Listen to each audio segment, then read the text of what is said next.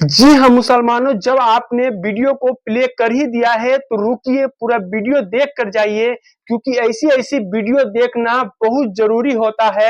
हर मुसलमानों की अपनी आमाल यानी अपनी ईमान का हिफाजत करना बहुत जरूरी है। जी हाँ मुसलमानों, जैसे कि आपने मेरे स्क्रीन पर जो पिक्चर आपने देखा है, आपने देख रहा होगा, ये शख्स ये कहता है जो इस्लाम में कितनी बुराई है, कुरान में कितनी बुराई है, ये सब हम दुनिया को बताने वाले हैं। जी हाँ मुसलमानों, ये शख्स अपने आप को ये बताता है जो पहले मैं इस्लाम धर्म में ही था, लेकिन मैं इस्लाम के अंदर जो बुराई देखा, कुरान के अंदर जो बुराई देखा, इसकी वजह से मैंने इस्लाम को छोड़ दिया। जी हाँ मुसलमानों, आप लोग नाच और गाने वाली वीडियो देखने से अच्छा जो ऐसी ऐसी वीडियो देखा कीजिए, ताकि आप अपने ईमान का हिफाजत कर सके। जी हाँ मुसलमानों, क्योंकि कब्र में जाने के बाद आपको कुछ काम नहीं आने वाला है। अल्लाह रसूल की बात जानकर और अपने ईमान का हिफाजत कर लेंगे, यही आपको कब्र में काम आने वाला है। जी हाँ मुसलमानों, तो आइए हम सबसे पहले आपको हम ये वीडियो दिखाते हैं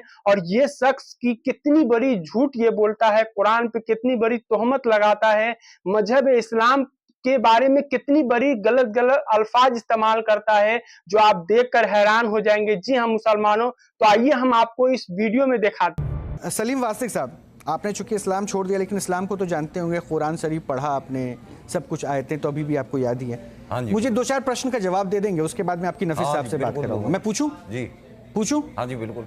अच्छा, हमारे देश के बाहर भी ऐसी मज़ारों की ट्रेडिशन है या नहीं है? मतलब विश्व में हर जगह ऐसा ट्रेडिशन है या भारत में नहीं, कहीं भी नहीं है। सऊदी अरब सबसे बड़ा इस्लामिक देश है, वहाँ पे एक भी मजार नहीं है। क्यों नहीं है? क्योंकि है ही नहीं इस्लाम। सारे भारत में आ गए, इस्लाम के अंदर नहीं। हाँ।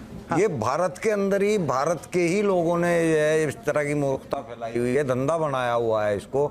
नहीं, भारत एक पाक भूमि है, तो हो सकता है कि जितने पीर प्रस्ती थे वो भारत में ही आकर उन्होंने अपने शरीर को त्यागा हो, ऐसा भी तो संभव है ना? नहीं, मैं क्योंकि अभी आपने जो उदाहरण दिया कि जहाँ से शुरुआत हुई इस धर्म की, वहाँ नहीं है। हाँ जी। वहाँ पे फिर इलाज कैसे होता है? वहाँ नहीं है, और भी बहुत कंट्री है, मुस्लिम कंट्री, एक भी वहाँ भी मजार नहीं कहीं है। पे नहीं है। तो वहाँ इलाज कैसे होता है? अगर वहाँ मजार नहीं है, वो डॉक्टर्स वगैरह, मेडिकल साइंस तो वो तो बच नहीं पाते होंगे फिर। नहीं, वो ही बच पाते हैं, ये मजारों पे जाने वाले कहाँ बचते हैं? अच्छा, अब चूंकि आपने इस्लाम को फॉलो किया था, तो इस्लाम में ये मजार पे दुआ करना, इबादत करना सब अलाउ है? नहीं जी, नहीं। क्यों ये मुशरिकीन में आ जाता है। जो अच्छा, इसको मुशरिकीन जो आपने शब्द बोला, इसको थोड़ा सा हिंदी में समझाइए ना। क्यों मुशरिक उसको बोलते हैं जो अल्लाह के अलावा किसी और चीज या शय या इंसान या कोई पानी या हवा, उसके ऊपर यकीन कर जाए कि ये मेरे को फायदा दे देगी, उसको मुशरिक बोलते हैं। अच्छा, उसको मुशरिक बोलते हैं। जी। तो यानी जो मजार को भी अगर पूज रहा है, मजार से भी वो मुशरिक है, वो मुसलमान नहीं है, इस्लाम से बाहर है। नहीं, मैं बहुत बड़ा आप मतलब पॉइंट मुझे बता रहे हैं, मतलब वो मुसलमान है ही नहीं। जी करेक्ट। हिंदू तो कहीं भी जा रहा है ना, हिंदू तो मजार भी जा रहा है। हाँ, वो तो खैर बहुत सेक्युलर होते हैं, वो तो धर्मनिरपेक्ष सोच के साथ कहीं भी जाए, उनकी आस्था है, उसमें कोई प्रश्न होना भी नहीं चाहिए।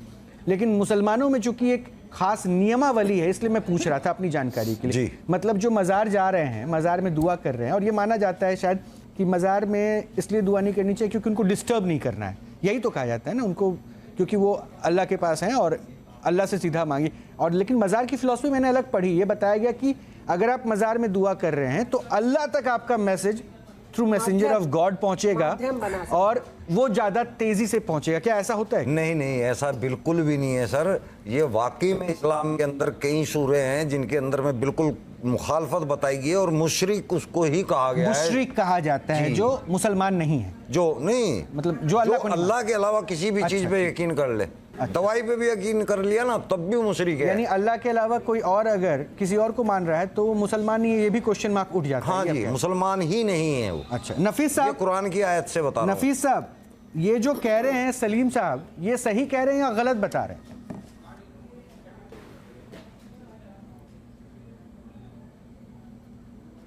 देखिए सर, इनके नज़रियात बहुत ही ख़राब हैं, बहुत ही गलत नज़रियात हैं। अरे पहले तो मैं इनसे ये पूछना चाहूँगा कि चूमने से मुराद क्या है, पहले हमको ये बता दें। चूमने से चूमना किस पप्पी? जो इन्होंने कहा कि जो लोग मज़ार को चूमते हैं, जो लोग करते हैं, वो मुशरिक हैं, ठीक है। पहले तो मैं इनसे ये पूछना चाहता हूँ, चूमने से क्या मुराद है? बता तो दिया किस और पप्पी। चूमने से आदमी मुशरिक होता है, तो मैं दुनिया में कोई ऐसा मुसलमान नहीं मानता हूं कि जो चूमता न हो। अरे चूमने को थोड़ा ही मुशरिक बोल रहे हैं, उसके ऊपर यकीन बनाने को मुशरिक बोल रहे हैं। आप अपना यकीन बनवा रहे हो काजल के ऊपर, पानी के ऊपर, नहाने के ऊपर, आप उस पे यकीन बनवा रहे हो, मजार के ऊपर आप उसको यकीन बना रहे हो, तो वो मुशरिक है। आप खुद मुशरिक हो, आप तो मुसलमान हो ही नहीं। मैं साबित कर दूंगा गारंटी से, 2 मिनट के अंदर आपको मुसलमान से खारिज कर दूंगा। मैं बड़े हार्ड वर्ड नहीं, मैं सही ले रहा हूँ सर, मैं कुरान से ही साबित करूंगा, अपनी तरफ से नहीं कोई बकलोली मारूंगा, कुरान से साबित। आप कौन से महकमे से हैं फिरका? बरेलवी या बरेलवी हैं, देवबंदी हैं, या कोई और?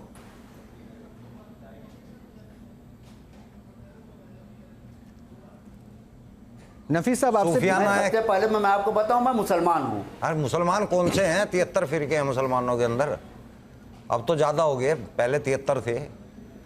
आप कौन से फिरके से हैं? मैं अल्हम्दुलिल्लाह अल्हम्दुलिल्लाह के मायने क्या है? चलो अल्हम्दुलिल्लाह के मायने क्या है? आप बार बार कभी कुछ पूछ में क्या रहा हूँ, आप बता कुछ भी नहीं आप फिरके से कौन से? आप देवबंदी हैं, बरेलवी हैं, कौन से फिरके से आते हैं? अल्हम्दुलिल्लाह। फिर अल्हम्दुलिल्लाह क्या मायने है अल्हम्दुलिल्लाह के? तर्जुमा क्या है अल्हम्दुलिल्लाह का? वो चीज बोल लो ना जिसका आपको पता है। आपको पता ही नहीं है, आप मैं समझ गया आप किस फिरके से ताल्लुक रखते हैं। मैं किसी फिरके से नहीं हूँ, मैं इस्लाम को मानता नहीं हूँ, लेकिन मैं इस्लाम को झूठ में फिरके से आप ताल्लुक रखते हैं। मैं इस्लाम के ऊपर वो सवाल उठाता हूँ जो जायज हैं और जो उसके अंदर लिखे हुए हैं। और आप लोग इस्लाम को नाहक बदनाम करते हैं, जो चीज इस्लाम के अंदर है ही नहीं वो आप करते हैं। अब बताइए आप क्या पूछ रहे थे?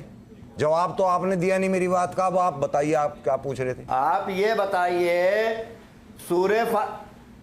मैं आपसे जो पूछ रहा हूँ आपको बताइए। अच्छा बताइए। सूरे फातिहा क्या है? अलहम्दु शरीफ। अब आप इसके मायने बता दें मुझे सूरे फातिहा के, मैं पढ़ के भी सुना देता हूँ।